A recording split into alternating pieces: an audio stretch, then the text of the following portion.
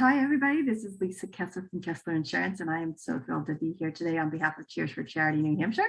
And I am here with my dear friend, JoAnn Burchuk. Hi, JoAnn. Hi, Lisa. Thank you. Yeah, I'm JoAnn Burchuk. I'm with Lighthouse Physical Therapy. And today we are excited to have Maria Cousins with Our Place. Welcome, Maria, and just introduce yourself. Tell us a little bit about the organization. Okay, so I'm Maria Cousins. I'm on the board of directors of Our Place NH. And Our Place is a fairly new nonprofit. We were founded in August of 2019. A group of parents came together. We all have adult children with intellectual and developmental disabilities. And we are concerned about where they're going to live when they are no longer able to live with us, or when we can no longer be their caregivers. So that's basically our mission, is to provide residential housing and services, support services for their daily life. So we went to a meeting in August of 2021 that an email came to my email address, and I went to go listen to a woman named Sylvia Dow, who is the founder of Visions for Creative Housing out in Enfield, New Hampshire. She started a very similar program in that town and applied for a grant. And part of the grant was to create a toolkit that could be shared with other interested people in the state of New Hampshire. So after that meeting, a group of us that were at that meeting got together and we formed a board. We incorporated Our Place. And in April of 2020, we received our nonprofit status from the state of New Hampshire, a month after COVID shut everything down. All right. So since that time, we have been working hard to learn about housing and support services, and meeting with different area agencies and meeting with different organizations that provide services, meeting with Sylvia Dow. A group of us attended a housing seminar that was about 6 months long to learn about supported housing. So, and we've done some fundraising. We've done New Hampshire Gives 2 years in a row and have done very well both times. Those are our two major fundraisers, and we've raised over $100,000 in the two New Hampshire Gives that we've participated in. Where are you now with the organization? So it sounds like you have the structure all set. You're in the process of raising money to acquire the housing to then be able to bring these adults into to be able to live. Is that correct? So right now we are in the process. We've got a lot of processes going on, as you know, we've been on a board, right? There's governance, there's the fundraising, there's the programs or the projects. So we're doing a lot of different things at one time. Right now, part of it is we're looking for property, which again, it's not a great time to be looking for property. So we're out, just talking. We're trying to talk to people where, we've been exploring. We've gone to look at some properties, but the time is just not right financially for us. And the other piece is that we need to continue. We need to raise some money. So an ideal property, if somebody is thinking about selling their property in 12 to 18 months, then, and would want to come into an agreement with us, then that would give us the time to do a capital campaign, because it's hard to do a capital campaign when you don't have anything. And it's hard to apply for grants if you don't have anything. And so that's kind of where the route we're going right now. We're trying to we're getting organized to reach out to people who might have property that they might want to sell in a year to 18 months. I'm going to ask a question. What makes our place different than a group home? So it's not a group home. It's called supported housing. So according to Medicaid laws, which provides the part of a large part of the funding for residential living, is that you cannot have more than 3 people with developmental disabilities in one home. So for them to fund it. So what the Visions model is the one that we're following. So they have 10 to 11 people on the property.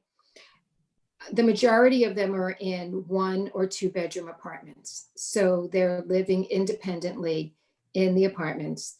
And then there are 1 or 2 people who need 24-hour care that would live in a main area.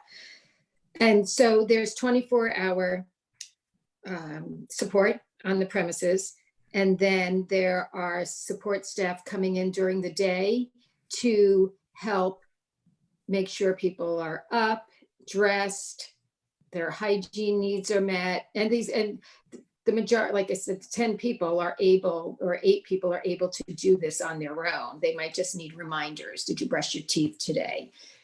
It's cold outside. You're in a tank top, maybe put on a jacket or a sweater. So like that kind of stuff. So you'd have 1 or 2 staff members that are facilitating people getting ready to go out and spend their day, but they're living independently in their own apartment. And then there's another piece of it where there's a common area, where there's a common kitchen, there's a common family room, so that the people who live there can come together to make dinner, to eat dinner, to watch a football game, to play a game, or whatever they might want to do. So there's, it creates a family in an essence. But yet it also provides for individual growth, meeting independent living skills, but yet they're not alone. Some people live in their own apartments and it's lonely. And, they might be with the support staff, 15 to 20 hours a week. And it gets lonely the rest of the time. So this would create a community, a family of sorts. And they could still live and work and be a part of the activities that they've known and be close to their families, but yet live independently. Yeah, which is such an important thing for them, especially as an adult, to be able to have that independence and have a place where they're looked after, but then, they can still have their own space. Their own space and their own dignity. And, it would be their, we went to Visions to visit, and they were so excited. All of the tenants were so excited to show you where they live, to share their apartment with them, with the rest of us. And one young man bought a kayak, because they go on kayak trips, they go hiking on the weekends, and they do different things. And he was so proud because he bought his own kayak, and it was hanging off the front porch of where his room was, where his apartment was. So it's a sense of pride, and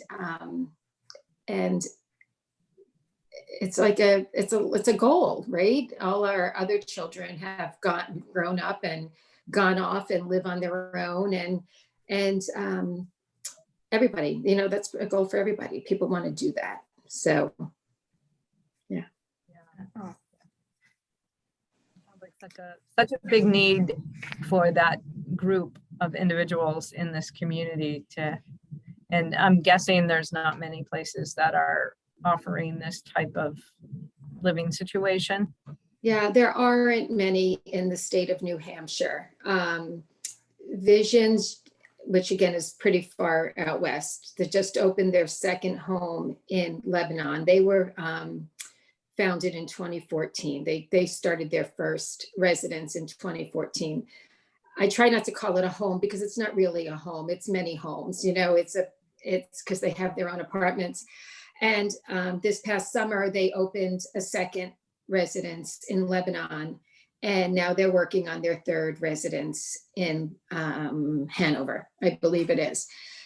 So there are, and there are one or two others on the seacoast, but there are very long waiting lists. A statistic from 2017 shows that almost 6,000 individuals with intellectual and developmental disabilities live with caregivers over the age of 60. And so that was in 2017. So there are probably more now, and those caregivers are now older. They're now 4 years older than they were then. So it becomes a concern. It's a big concern for us. I have an adult daughter with Down syndrome who's very independent. We could be home all day and I may not see her. She comes up, she can microwave her meals, she can prepare light meals. In fact, if you were to ever go on to the Our Place Facebook page, she does cooking segments. She's cooking with Sam, and you can check out some of the things, like the way she's very independent. She doesn't need to live with us. She doesn't need to support all the time, but she does need reminders. And she does need to have somebody available if there's a need. So yeah, it is it's a big need in our area.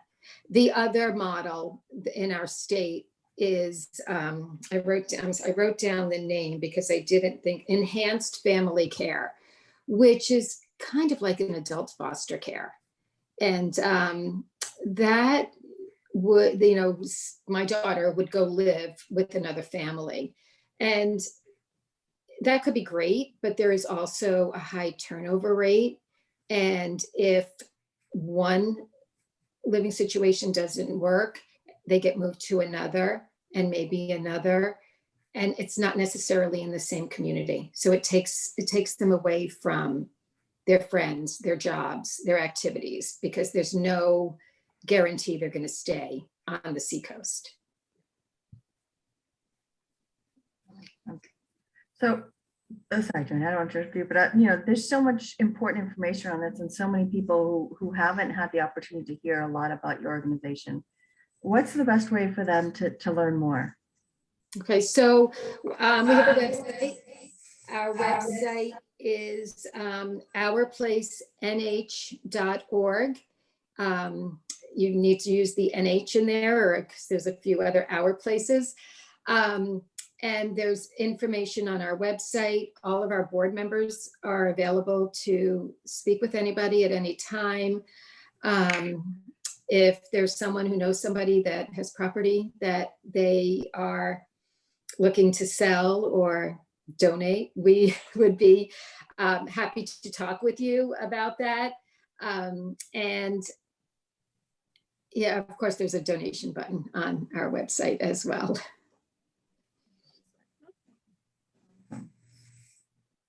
We have a Facebook page and Instagram also. Awesome. That's great, Maria. This has been really informative. I think you're doing some really important work in our community, and I really look forward to seeing your progress and finding success and finding that piece of property, right? That's so important. And I'm sure the people who are following Cheers for Charity will enjoy hearing the journey as well. And hopefully some of them will reach out and connect with you. So thank you so much for your time and for being here.